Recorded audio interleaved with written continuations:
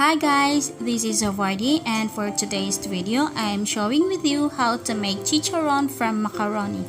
So, let's start. Prepare cooking pan with water and put 1/2 teaspoon oil and salt. Let it boil and then add your macaroni.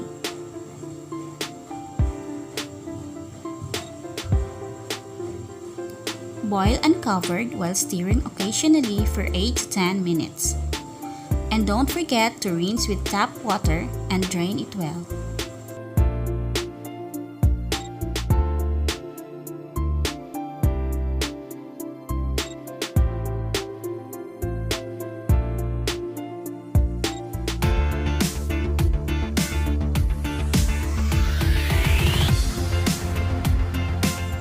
When done, place it on the separate flat container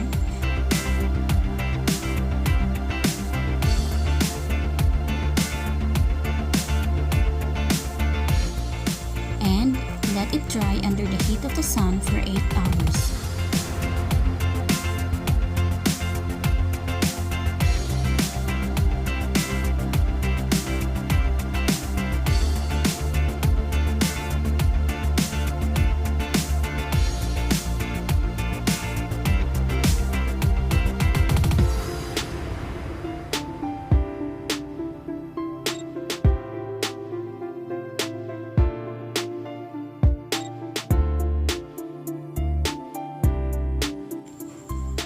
Cook.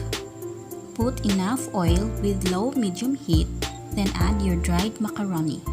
Careful not to burn it.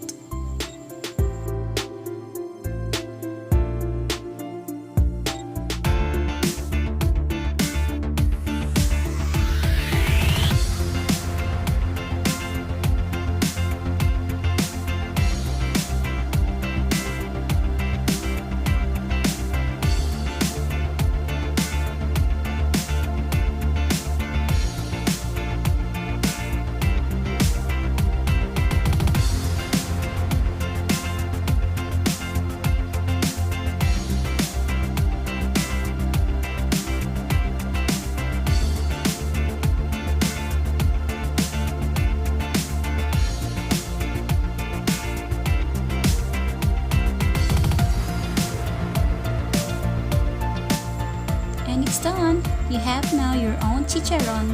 Enjoy eating!